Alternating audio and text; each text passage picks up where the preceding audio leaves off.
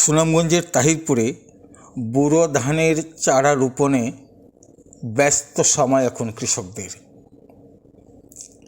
তাহিরপুর থেকে ভিডিও চিত্রে পাঠানো শামসুল আলম আখঞ্জির ডেস্ক রিপোর্ট। ভোরের কুয়াশা ব্যাধ করে সূর্য ওঠার আগেই শুরু হয় কৃষকদের ব্যস্ততা।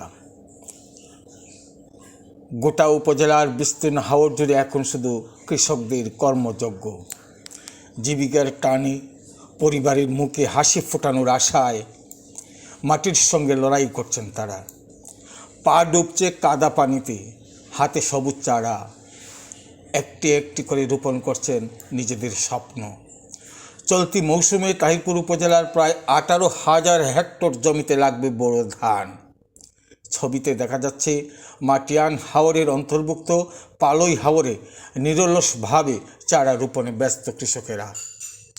এই চারা শুধু ধান নয়, এই চারা আগামী দিনের খাদ্য, এগুলো সন্তানদের স্কুলের খরচ, এগুলি কৃষকদের বাঁচার আশ্বাস।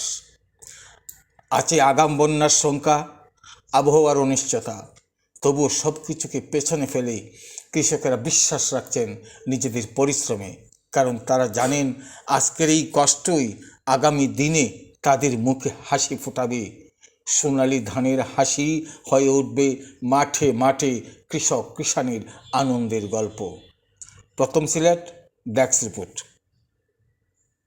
2600 কৃষককে খুব কষ্ট করে ক্ষেত রইতেছি, পরিশ্রম করিয়া আনিয়া কয়লা কাম করে পাত্র কাম করে আনিয়া ক্ষেত রইতেছি। অন্য যদি বাতের লাগিল আমার ফসল যায় তো আমার ফল আমার লইয়া দেশ সারণ লাগবে।